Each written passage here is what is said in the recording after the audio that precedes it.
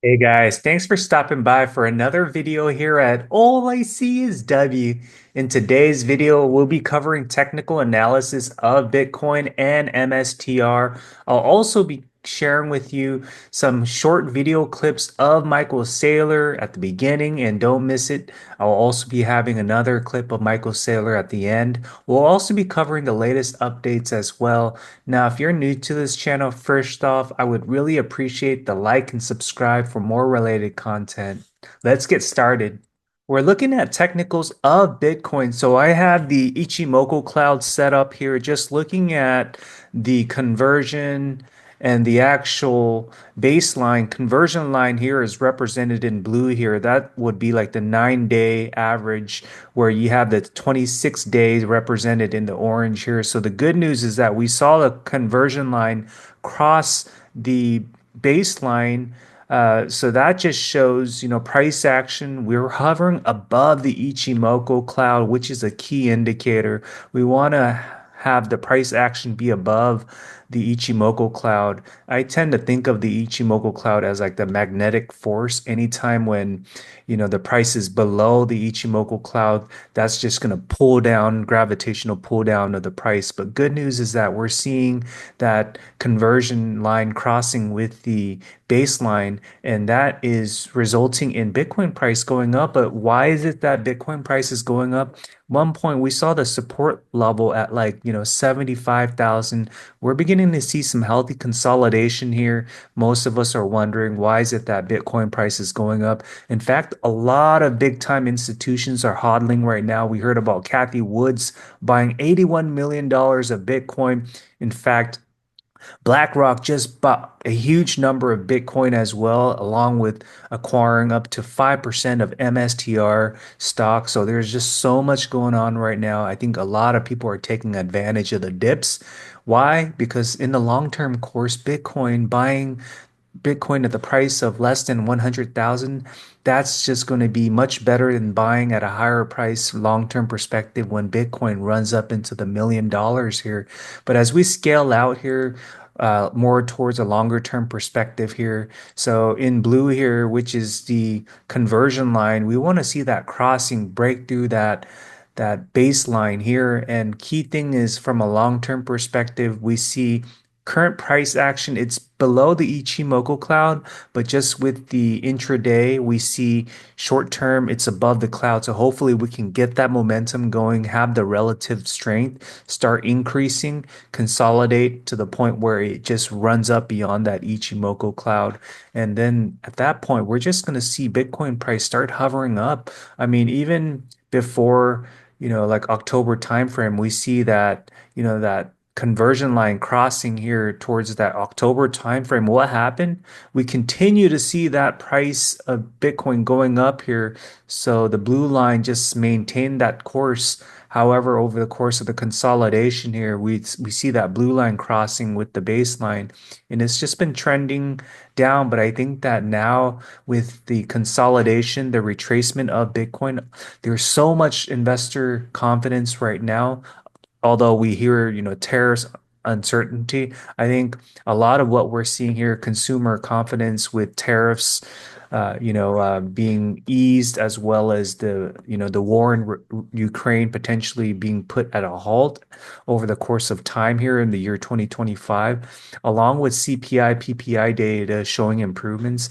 I think a lot of people are suspecting that, with Wall Street and Bitcoin retracement here, it may just be a short-term hiccup in that Bitcoin price may very well just start running up here.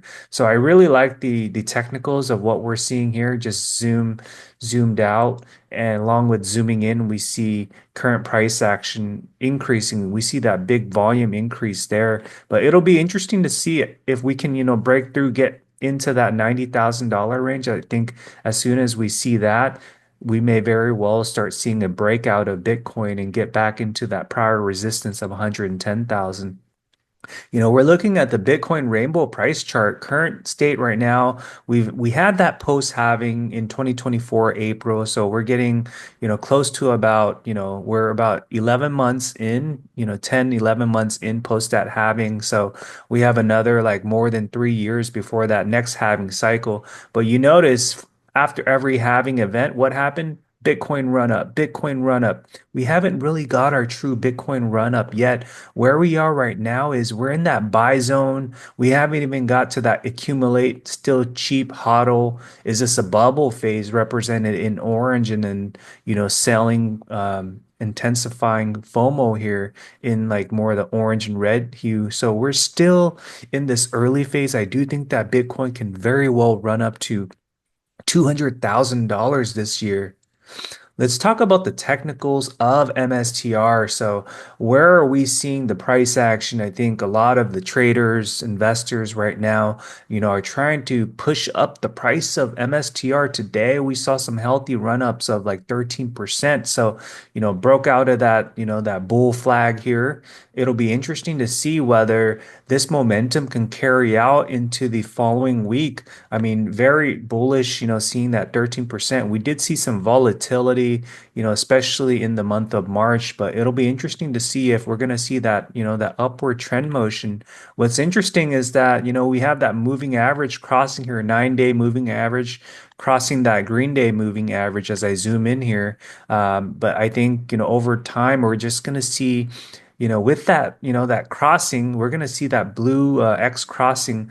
It's been since February 3rd, so over like, 6 weeks where we've seen that 9 to 21 day moving average cross. But I foresee that we're going to have that crossing and we're going to start seeing that upward trending coupled with the relative strength fairly moving up in the right direction. I mean, buying at the RSI at the low point, towards like end of February to now, we're seeing some huge potential upside. So from the technicals, given the fact that we're breaking out of this bullish flag here, I think that we may very well start, retesting this interim prior resistance at 342.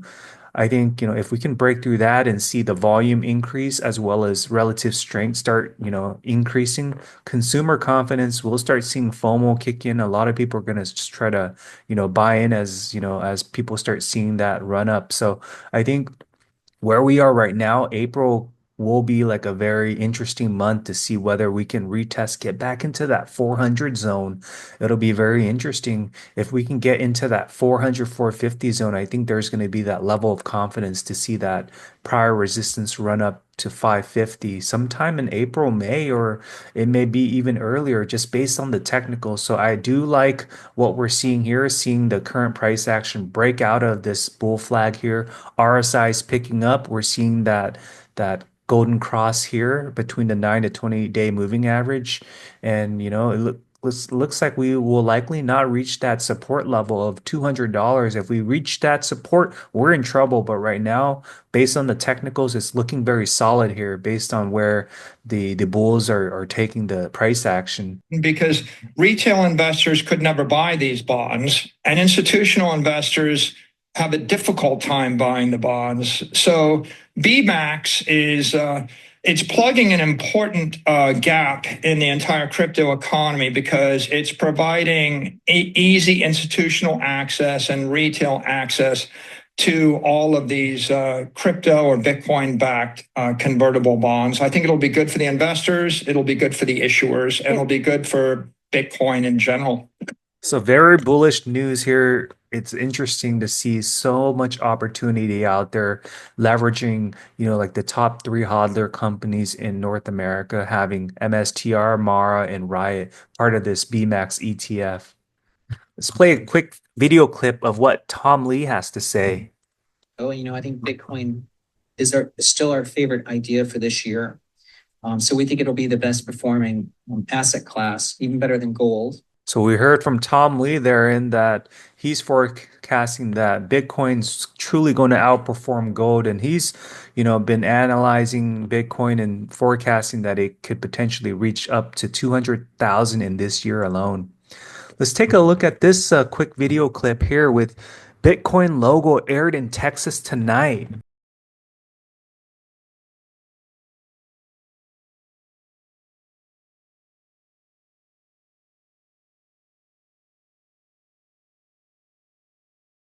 All right, let's cover a quick posting from Adam here. So, why MSTR is the greatest asset on earth in the desert of fiat decay where empires rot under the weight of their own inflationary lies. A fortress rises not of stone, not of steel, but of cold conviction and capital. That fortress is strategy, the citadel of sovereign time, the ark of preserved labor, the oracle of the new monetary epoch. Saylor is the crown prince of sovereign capital. While the world drowns in diluted dollars, MSTR has transcended the accounting matrix, evolving into a living treasury, a time capsule of civilization's most scarce resource. Human time stored in Bitcoin. Let them call it overvalued. Let them scream bubble. Let CNBC will out their parade of fiat field analysts. Every critique merely confirms what we already know. They still don't get it. MSTR is a philosophical weapon, a metaphysical instrument for yielding maximum capital accumulation. Every share is a share in the future of civilization's capital structure, hard, incorruptible, and sovereign. The revelation Saylor didn't buy Bitcoin, he bought time. Michael Saylor reallocated the timeline of history, front running the collapse of fiat and building a temple of economic thermodynamics. In a world where balance sheet rots with melting dollars, Saylor engraved Bitcoin into corporate law like Moses, chiseling stone tablets of financial truth. Every Bitcoin on MSTR's balance sheet is a scarab of internal life, lifted from the tomb of fiat mortality and placed into the vault of digital immortality. And now, with the Bitcoin ETF sucking supply, with halving behind us and demand rising like a phoenix from the ashes of the banking system, MSTR becomes something more, a leverage engine powered by cosmetic laws of digital scarcity. MSTR is a sovereign equity of the post fiat age. Tesla sells cars, Apple sells phones, MSTR sells time sovereignty. It is the only public company whose business model is built on capital preservation through monetary physics. It has transformed itself into a Bitcoin amplifier, a quantum instrument for expressing maximum belief in the hardest asset ever created.